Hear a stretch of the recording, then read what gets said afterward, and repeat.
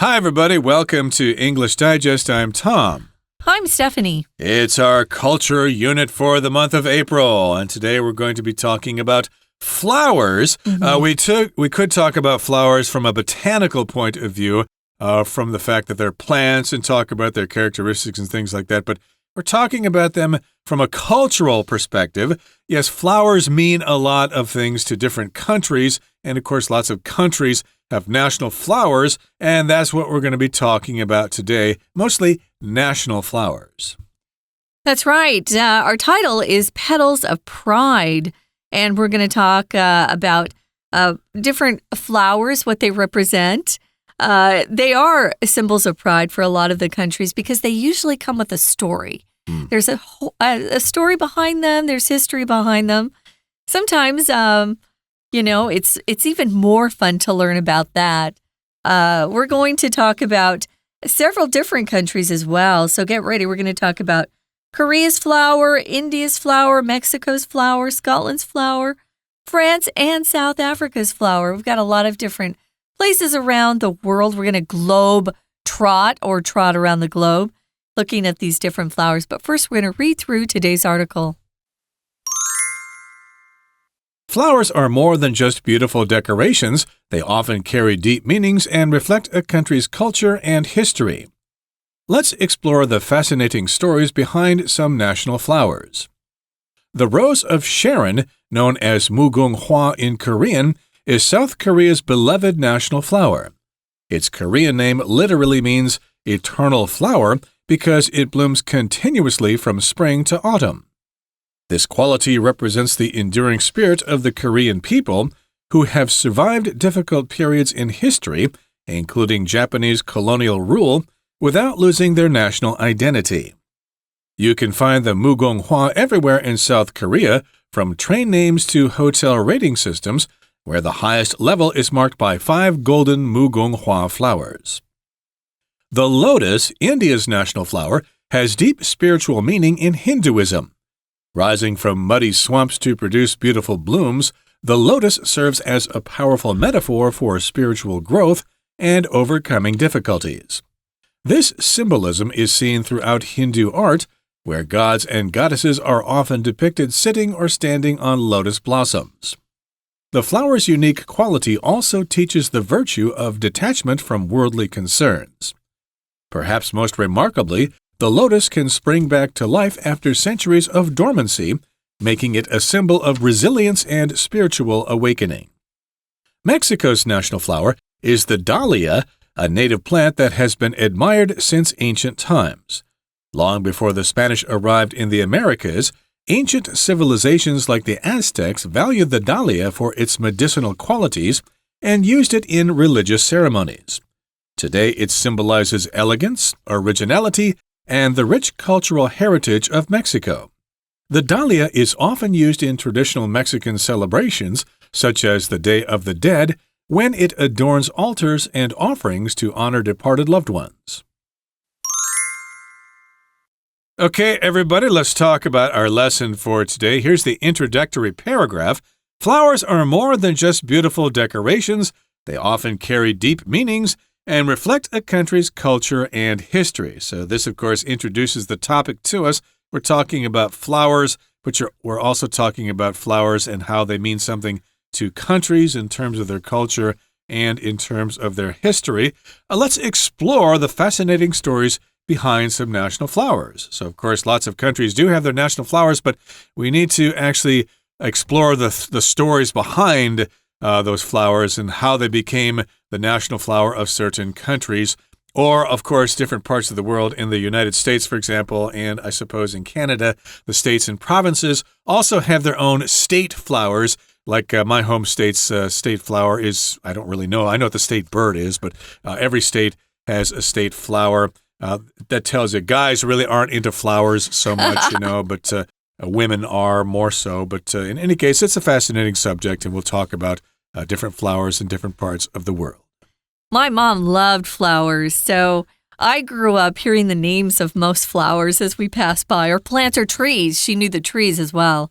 So it depends on, your background, what you grew up with. My grandfather knew all the plants and the trees, but my mom loved flowers. So I know a lot of flower names, which is kind of fun. If you're talking about a petal, it's a part of the flower that opens and blooms, and it looks like the leaf, but it's part of the flower and it's colored. So petals of pride. Flowers are more than just beautiful decorations. They often carry deep meanings, we talked about that, and reflect a country's culture and history. So this is why they're considered to be petals of pride. We're using that as a kind of a way to highlight the fact that the flowers we're talking about are part of the country's culture, and they're very, very they're deeply connected with that country. We're going to look at some of the fascinating stories behind these national flowers. The first is the Rose of Sharon, known as the Mugonghwa in Korean, and I'm sure that that's not how the Koreans pronounce it. So go check that out if you're interested in how the Koreans say it. But this is South Korea's beloved or beloved. You can pronounce it either way, beloved or beloved. National flower. They love it, love it, love it. I saw it and I recognized it immediately because it's used in South Korea all the time to symbolize something, or even how they rate restaurants or hotels. Sometimes they'll use how many flowers it got. And that's their national flower, the one that you see. It's quite beautiful. Its Korean name literally means eternal flower. Eternal means forever, lasting, forever. Eternity is what we talk about when we talk about what happens to us after we die. Well, we're going to live for eternity. We're going to live forever. But eternal is the adjective form of that word, eternity, eternal. Oh, I feel like I have an eternal headache, which means you feel like your headaches every day. It never goes away. You can use it that way as well. But this is a flower that is described as being eternal. We're going to find out why. Okay, so let's find out exactly why this flower means so much to people in Korea. Again, it's the eternal national flower, and it blooms continuously. So that's why it's the national flower. To bloom just means to flower as a verb. It comes from the bud, it opens up, and there you can see the flower. This, of course, happens in spring. You don't see a lot of flowers in the winter. There are some flowers that exist in the winter, but not too often. Usually they come out in the spring and last through the summer. And in this particular case, it blooms for a long time. It blooms continuously from spring to autumn. So that's like 75% of the year. It blooms, it flowers, it comes out. You could also say it blossoms. That's also a verb. It continuously does this from spring to autumn. So starting in, say, March or April, it blossoms all the way through the summer, all the way to September and October, maybe even as late as November. Something's continuous when it doesn't stop, okay? And continuously is the adverb form of this. So yes, it rains continuously in Taipei during the winter, we could say. Continuous is the adjective, continuously is the adverb. I wanted to mention the difference between continuous and constant. Continuous is without stopping. Constant, it could stop once in a while. Maybe you have rain Monday, Tuesday, Wednesday, Friday. You could say we've had constant rain this week, but if it's continuous, it doesn't stop. It just goes and goes and goes. So it blooms continuously from spring to autumn, which must be a treat. Most flowers are gone by summer when it gets kind of hot, you know, and by autumn it gets kind of cool. So it's interesting that it continues to bloom. This quality represents that enduring spirit of the Korean people. They've had to endure a lot, as most nations have, actually. They've survived difficult periods in history, including Japanese colonial rule.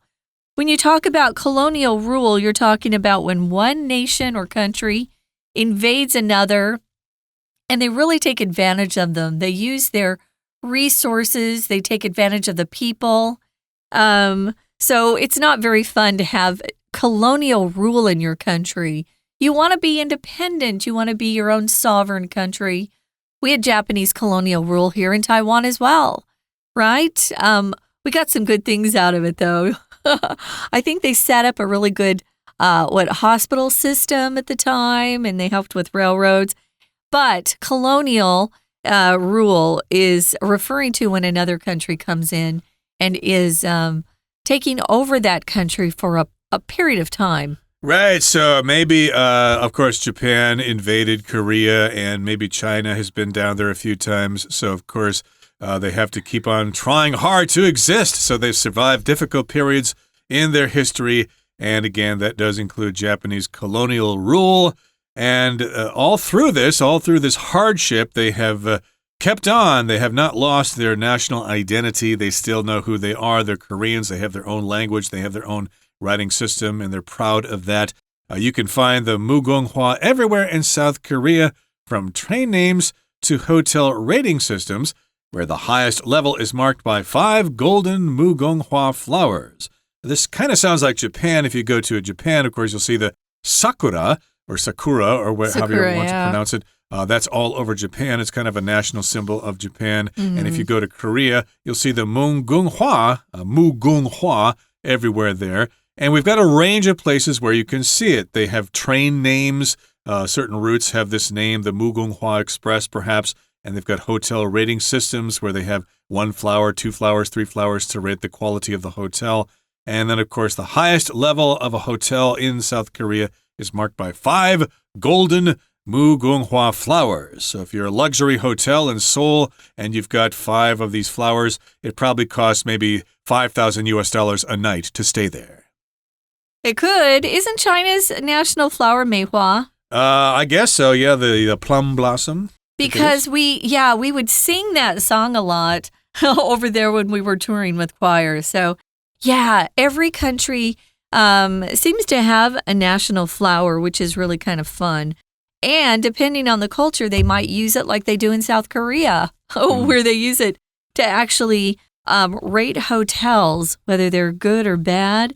Hopefully you get those 5 golden mugunghwa flowers. Again, that's not the Korean pronunciation. You should look that up. Talk to a Korean. There are lots of them here in Taiwan. You can ask them, hey, how do you pronounce the name of your national flower? I'm sure they'll be more than happy to tell you. Yes. Okay, this is the end of the first part of our explanation for today.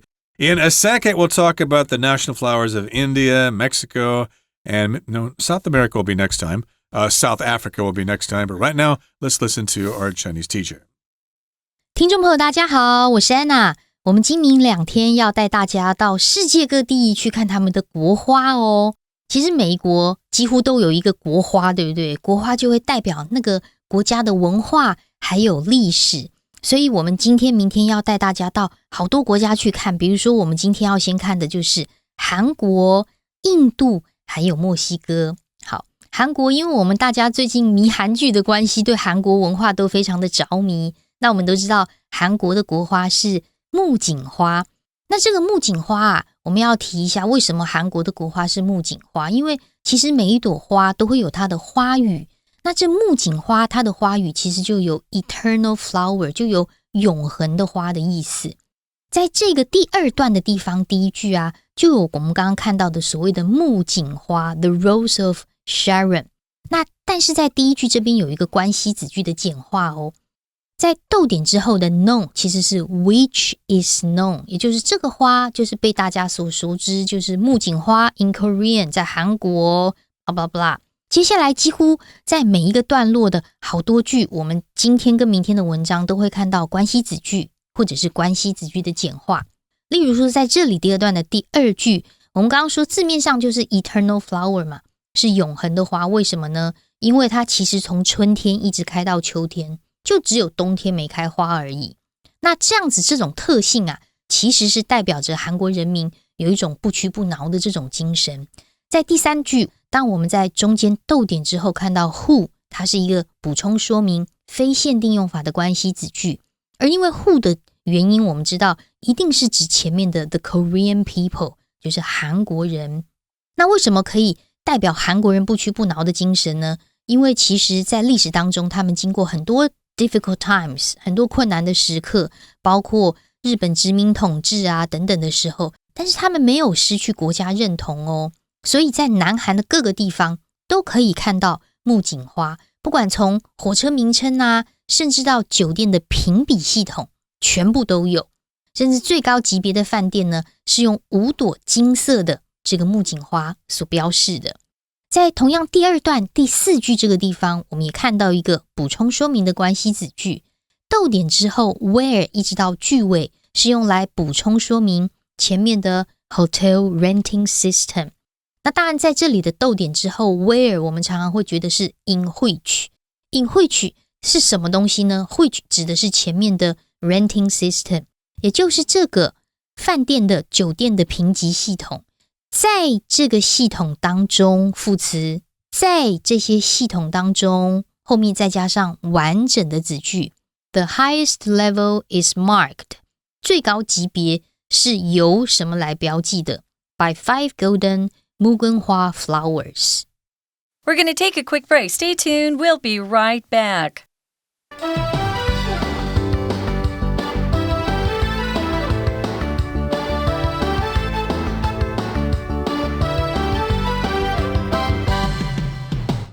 Welcome back, guys. It's our culture unit, and we're spending a couple of lessons talking about the national flowers of different nations and how they define them. They have something to do with their culture, their history, and there are usually some great stories behind these flowers. We started out with the flower of South Korea. It's called the Rose of Sharon. It's known as the mugonghwa in Korean, of course, with their own pronunciation. And it's a beloved national flower. It literally means eternal flower in Korean, if you're speaking that language, because it blooms continuously from spring to autumn, not just from spring to summer and then you lose it. No, this goes through autumn, which is great. And this quality represents what the Korean people consider to be true about themselves. They have an enduring spirit. They don't quit. They don't give up. They go through tough times, but they get back up and they fight. And one of the difficult periods in their history that they considered to be tough was the Japanese colonial rule, when the Japanese invaded and took control and were ruling their country instead of South Koreans ruling themselves. And they feel like they have survived these periods of history without losing their national identity. They still have things that are purely Korean about them.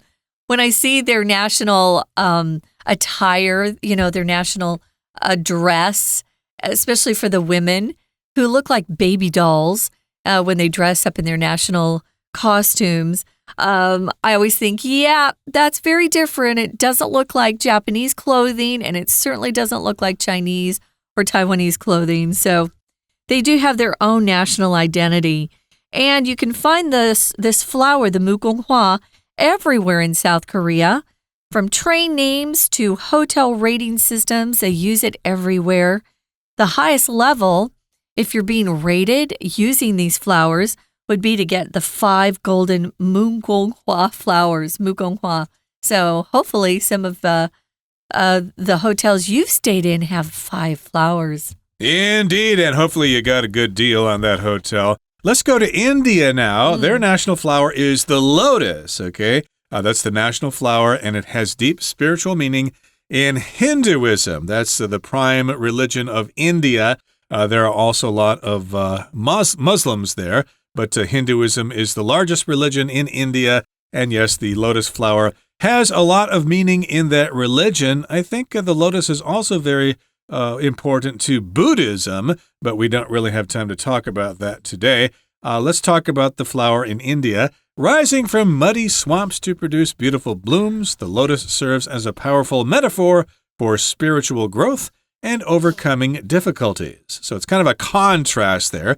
First of all, the flower rises from muddy swamps. Okay, if we think of something muddy, it's very dirty. There's a lot of mud there. That's just like wet dirt, and it makes us get dirty. We tend not to look very highly on mud or things that are muddy. Oh, the kids are all muddy. You've been playing outside. Come on in and take a shower or bathe up or something. And a swamp, of course, is a place that's kind of halfway between land and halfway between a lake or something. It's like a wetland area, but there's plants growing there. You might see various animals there like turtles and frogs and things like that, and birds, maybe ducks or things like that. And yes, indeed, the flower does grow in those muddy swamps, but because of that muddy swamp, it's still quite a contrast to see those beautiful blooms. And indeed, the lotus serves as a powerful metaphor for spiritual growth. Now, a metaphor, of course, is something that represents something else, but it's not that thing, okay? You could say, oh, that guy's really a monster. Stay away from him. He's not really a monster, but you're using that to sort of describe the person. And yes, this is a metaphor for spiritual growth and for overcoming difficulties. Yes, indeed. See how the flower blooms in that muddy swamp? It's like life, you know? If we rise above our difficulties, we can reach nirvana. Yeah, you know, everybody has difficulties, regardless of what you might think. You might look around and say, oh, they have a perfect life. They don't have any troubles. You'd be wrong. Everybody does, regardless of what you might think. And it's how you respond to the difficulties that determines whether you're successful or not. So it's a great metaphor, actually, that lotus flower can bloom in such a tough place to survive, actually, a muddy swamp. So this is symbolism, and it's seen throughout Hindu art. Symbolism, of course, is when you use one thing to represent something else. Like a rose is often symbolic of love. A cross symbolizes Jesus. And I was going to say Yesu in Chinese. But yeah, we use symbolism to represent ideas or qualities. And this is symbolism that is prevalent through Hindu art, where you can see gods and goddesses who are often depicted or shown. Depicted just means portrayed, sitting or standing on lotus blossoms. Actually, I've seen this artwork, but mostly with Buddhism. Now, the flower's unique quality also teaches the virtue of detachment from worldly concerns. Now, when you talk about virtues in plural form, you're talking about someone's moral standards, the virtue of honesty, the virtue of perseverance. There are lots of virtues that people can develop to make them morally good out there, that they'll be good people. So this is the virtue or a high standard of being detached from worldly concerns. If you're detached, you're not attached. You're detached, you're separated. You're not together with that thing. And if worldly concerns might be the pursuit of a lot of money. Oh, I just want to be wealthy. I don't care who I hurt as I aggressively pursue my goal. Those are worldly concerns. Spiritual concerns would be more focused on loving your family and your friends, being good to your neighbors. Those are spiritual concerns, whereas worldly just has to do with things you can't take with you when you leave this life. Those are worldly concerns. Yeah. How big your house is, how cool your car is. Or it could be hatred or jealousy and things like that. So you want to detach from those things and just be a normal person.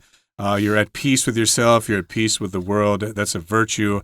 And perhaps most remarkably, the lotus can spring back to life after centuries of dormancy, making it a symbol of resilience and spiritual awakening. So this is another unique quality of the lotus flower. It can spring back to life after being dormant for many centuries. Dormancy is the state of not being active. You're kind of hidden. You're not really doing anything. Dormant is the adjective that's more commonly used. Like, of course, we've got lots of dormant volcanoes in the world. They might erupt in the future, but right now they're quiet. I guess Yangmingshan might be a dormant volcano too, I think. It could erupt in the future, whereas there are other volcanoes in the world that will not erupt again. Those are extinct volcanoes, but dormant ones, of course, may erupt in the future. And yes, indeed, the lotus still is underground, and it could come back to life after many centuries. And there, of course, because of that, it is a symbol of resilience and spiritual awakening. So, of course, resilience means you can continue on. You don't give up. You don't die away. And yes, indeed, the lotus has staying power, as we say. Yeah, if someone's resilient, we use that adjective form more often. They're able to bounce back from difficulties. They don't give up on things when things get difficult. Oh, she's really resilient, or wow, he's really resilient. He lost his job and he's doing poorly health-wise, but he's not given up. Now, moving on to the final paragraph, we've got Mexico. Their national flower is the dahlia, and it's a native plant that's been admired since ancient times. If you see this flower, at least for me, I grew up in Arizona. We're right there on the border with Mexico. We see this flower all the time because we've got a lot of Mexicans who have snuck over the border and are living in my state illegally, but that's another lesson. This flower is very popular, and they use it all the time.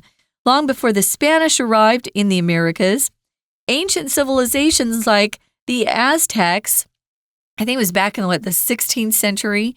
This is a long time ago when the Spanish arrived in the Americas. The Aztecs valued that flower long ago. Why? Because it had medicinal qualities. It could be used for medicine because that's what we used back then were natural ingredients to heal our bodies. They also used it in religious ceremonies. Could have been maybe an altar if they were sacrificing to their gods. But this flower has been around a long time and it's been admired for decades. Yep, civilizations like the Aztecs, maybe the Mayans, all valued this particular flower because it had those medicinal qualities. And of course, it was pretty and it was used in religious ceremonies. It is a pretty cute flower. It's got lots of small little petals arranged in circles, and it comes in different colors. And today it symbolizes elegance, originality, and the rich cultural heritage of Mexico. So, of course, if something has elegance, it is elegant, it's graceful, it's beautiful. Like a woman, of course, a beautiful woman will have elegance. Dancer, indeed. Originality, of course, that represents people being unique from other people and having their own personalities.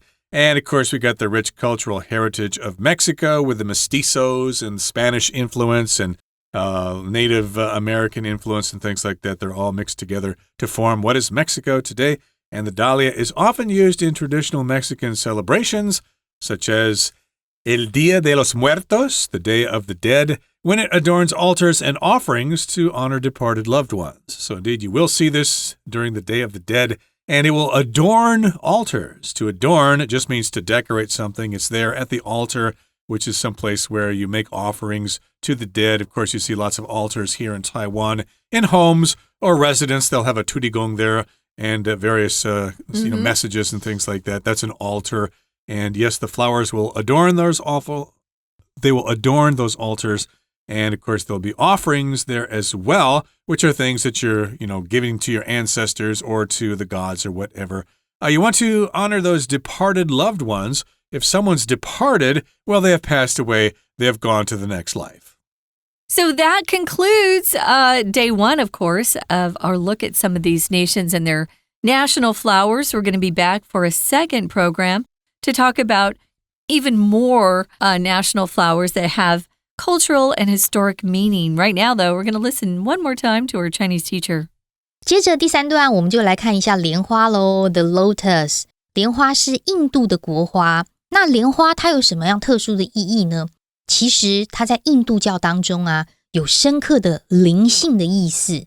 在第三段第一句的地方，逗点之后我们看到的 spiritual meaning in Hinduism 印度教。那为什么会有灵性的意思呢？因为莲花我们都知道它出淤泥而不染。其实在这边的第二句就在谈这个，因为它从泥泞的沼泽当中长出美丽的花朵，所以莲花是有强大的隐喻，是象征灵性成长还有克服困难的意思。不过在这里的第二句是个分词构句哦。Rising 的主词其实是逗点之后的 the lotus， 所以当我们在句子当中看到一开始就看到 ing 啦，或者是 pp， 其实这个分词就是在修饰后面的主词，通常不会带有特殊的意义，或者有时候通常是表示 because 原因的一个省略。在这里指的是形容莲花不一样的状态。所以比如说什么样的状态呢？ Rising 它就是出淤泥而不染，逗点莲花它其实有一个 powerful metaphor， 就代表着 spiritual growth, overcoming difficulties。 接下来的3、4、5句呢，我们都有看到一些关系子句，比如说第三句，逗点之后的 where 也特别抓出来。where 的 in which 这个 which 指的就是前面的 Hindu art。那印度的宗教，在印度的艺术当中，神啊，不管是神或者是女神，都会描绘站在莲花上面。那最后面的第5句是关系子句的简化哦，逗点之后的 making 先抓出来。那么还原是 which makes， 可是特别注意一下，这里的 which 代替的是前面从逗点的 the lotus 一直到 dormancy 这个地方。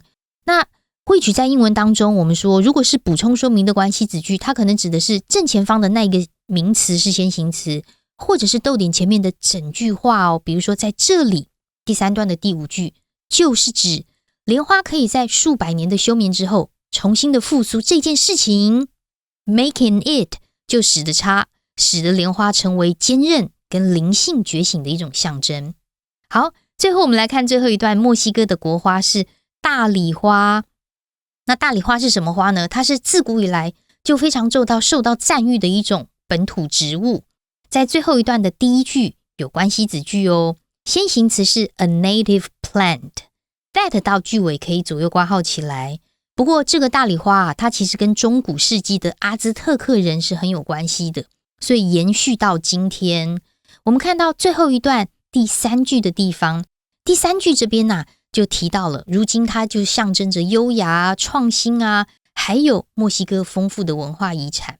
例如说在亡灵节的时候，这个大礼花就常常拿来这个装饰祭坛啊，还有贡品。我们在第4段最后面这一段的最后一句，我们看到的是 when 一直到句尾。特别注意 when 在这里是关系副词哦，它修饰的是逗点前面的亡灵节。还原的话可以是 during which 逗点，而在亡灵节当中，大礼花会用来装饰。好，那这是我们今天的内容，我们明天还会带大家看更多国花哦。我是安娜，我们明天见。That's all for today, everybody. Thank you for joining us, but please join us next time when we continue talking about more national flowers.